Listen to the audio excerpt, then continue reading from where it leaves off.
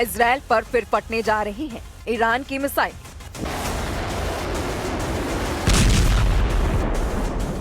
क्या तेल अवीव और हाइफा में इसी तरह होगा हमला?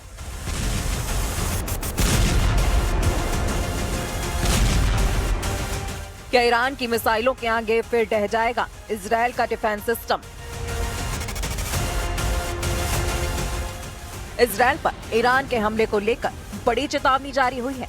ईरान में सर्वोच्च नेता अली खामनेई के नए कमांडर रिवॉल्यूशनरी गार्ड्स के नए chief major general Mohammad Pakpour ने ऐसी वार्निंग दी है कि नेतन्याहू और ट्रंप के पैरों तले जमीन खिसक जाएगी। ऐसा दावा ईरान में किया जा रहा है। कमांडर पाकपूर ने कहा है कि अगर इजराइल ने ईरान पर फिर हमला करने की गलती की तो ईरान की सेना इजराइल के लिए जहन्नुम के दरवाजे खोल देगी। मेजर जनरल पाकपूर की वार्निंग बता रही है कि ईरान ऑपरेशन टू प्रॉमिस 4 को अंजाम देने के लिए पूरी तरह से तैयार है। ईरान के इस बहुत ही ताकतवर कमांडर की वार्निंग सर्वोच्च नेता अली खामनेई की चेतावनी के एक दिन बाद आई है। दोनों ने ईरान के दुश्मनों से कहा है कि 13 दिन के युद्ध के बाद अगला हमला उनकी जड़ें हिला देगा।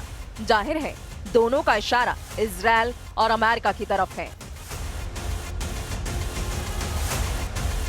मेजर जनरल मोहम्मद पाकपूर को मेजर जनरल हुसैन सलामी की मौत के बाद IRGC का कमांडर बनाया गया है। मेजर जनरल हुसैन सलामी की मौत 13 जून को इजराइल के हमले में हुई थी और उसके बाद से पाकपूर IRGC की कमान संभाल रहे हैं। इजराइल के खिलाफ 12 दिन तक मिसाइल अटैक करने के बाद जब युद्ध विराम हुआ तो मेजर जनरल पाकपूर ने क्या कहा था, बहुत गौर से देखिए। دستشون روی ماشه است. اگر خطایی از طرف دشمن صورت بگیره حتما مثل 12 روز گذشته مقابله مثل جانانه انجام خواهیم داد. در دفاع از این کشور ما لحظه‌ای به خودمون تردید راه نمیدیم. ईरान की मिसाइल लगातार लॉन्च पैड पर तैयार है। कमांडर पाकपूर ने बहुत साफ साफ कहा है कि हमारी अंगुली मिसाइलों के ट्रिगर पर है और खामनेई से भी उन्हें सिग्नल मिल चुका है कि इस बार इजराइल ने हमला किया तो कोई रहम न दिखाया जाए। वैसे नेतन्याहू के खिलाफ मोर्चा कमजोर नहीं हुआ है। कतर ने गाजा में युद्ध विराम तोड़े जाने को लेकर इजराइल पर निशाना साधा है। गाजा में सीजफायर के ऐलान के बाद भी इजराइल के हमले नहीं रुके हैं और हमास को कई जगह टारगेट करने के नाम पर इजराइल के एयरफोर्स ने कई जगह पर बमबारी भी की है। نؤكد هنا إدانتنا لجميع الانتهاكات والممارسات الإسرائيلية في فلسطين ولا سيما تحويل قطاع غزة إلى منطقة غير صالحة للحياة البشرية ومواصلة خرق وقف إطلاق النار وتوسيع الاستيطان في الضفة الغربية ومساعي تهويد الحرم القدسي الشريف، مؤكدين أيضا على أن قطاع غزة جزءا لا يتجزأ من الأراضي الفلسطينية من الدولة الفلسطينية.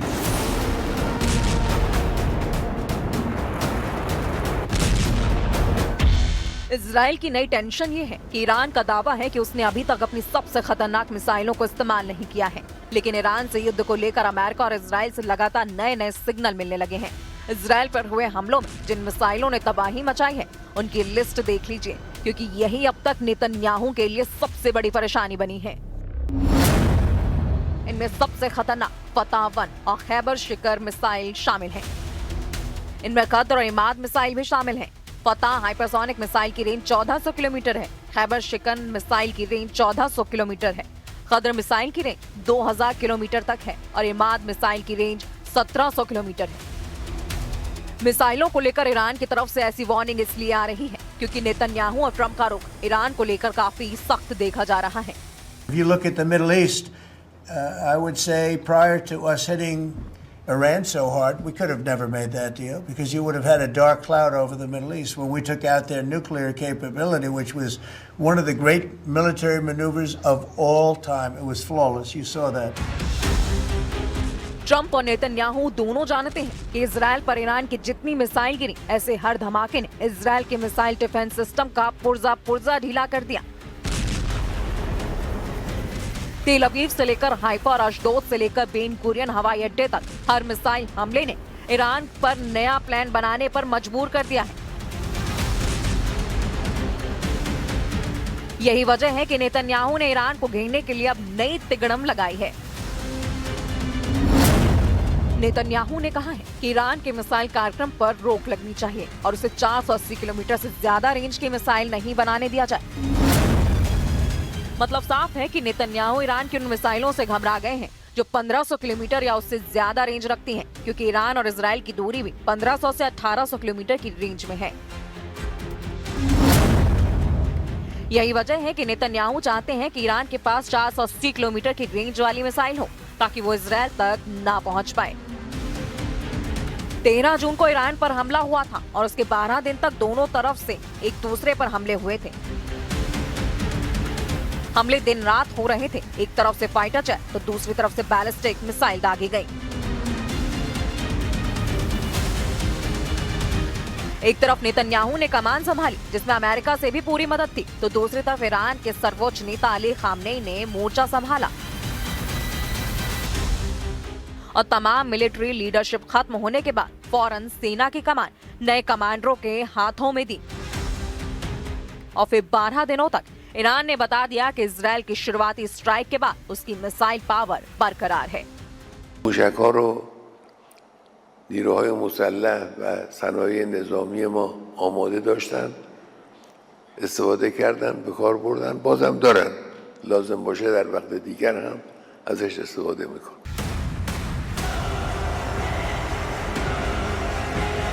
ईरान के तेवर बता रहे हैं कि उनकी मिसाइल फिर तैयार है और ईरान पर फिर से हमला हुआ तो तेल अवीव और हाइफा पूरी तरह दहलेगा।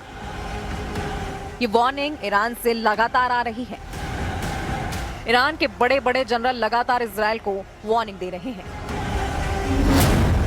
ईरान के मेजर जनरल यहिया रहीम सफवी, जो सर्वोच्च नेता अली खामनेई के सलाहकार भी हैं, उनका दावा है कि ईरान के पास हजारों मिसाइल और ड्रोन हैं जो खुफिया ठिकानों पर रखे गए हैं और अगर ईरान पर युद्ध हुआ तो उनका इस्तेमाल किया जाएगा।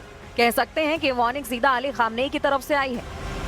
ईरान बार बार ये दावा कर रहा है कि उसने 12 दिन के युद्ध में अब तक अपनी पूरी ताकत का इस्तेमाल नहीं किया है और न ही अपनी नौसेना और IRGC की खुदस फोर्स को तैनात किया है।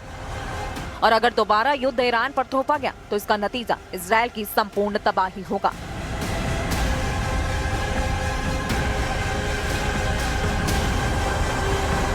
तेल अवीव से लेकर हाइफा तक दुनिया ने ईरान के मिसाइल हमलों को देखा। जमीन पर तबाही देखी, बड़ी बड़ी इमारतों को खत्म होते देखा और ये तस्वीरें नेतन्याहू के कमांड सेंटर से लेकर व्हाइट हाउस में भी देखी गईं। इसलिए ट्रंप ने भी कहा है कि ईरान और इजराइल दोनों को इस युद्ध में नुकसान हुआ है और इजराइल ने भी बड़ी चोट खाई है। इससे पहले इजराइल में विपक्ष के सांसद और पूर्व रक्षा मंत्री एविगडोर लिबरमैन कह चुके हैं कि ईरान इजराइल पर बड़ा हमला कर सकता है।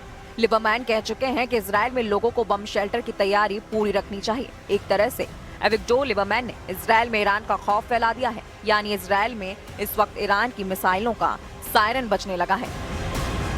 इजराइल की सेना को इस बात का एहसास है कि जून में हुए युद्ध के बाद ईरान ने अपना हथियार गोदाम भर लिया है।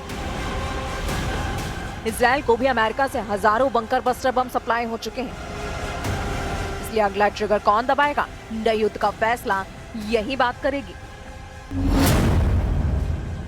एविगडोर लिबरमैन ने कहा है कि ईरान इजराइल से बदला लेना चाहता है, इसलिए इजराइल को ईरान पर फिर से पहले हमला कर देना चाहिए। ईरान बदला जरूर लेगा, इजराइल पहले हमला करे। इसमें कोई शक नहीं कि नेतन्याहू बहुत दबाव में है। गाजा में युद्ध विराम के बाद उनकी सीना खाली है। एयरफोर्स को फिर से तैयार करके इजराइल में नए युद्ध का अलर्ट जारी किया जा रहा है।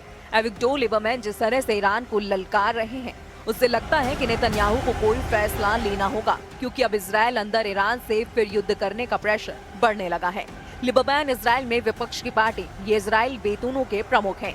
उनका कहना है कि ईरान को रोकने के लिए इजराइल के पास कोई और रास्ता नहीं है।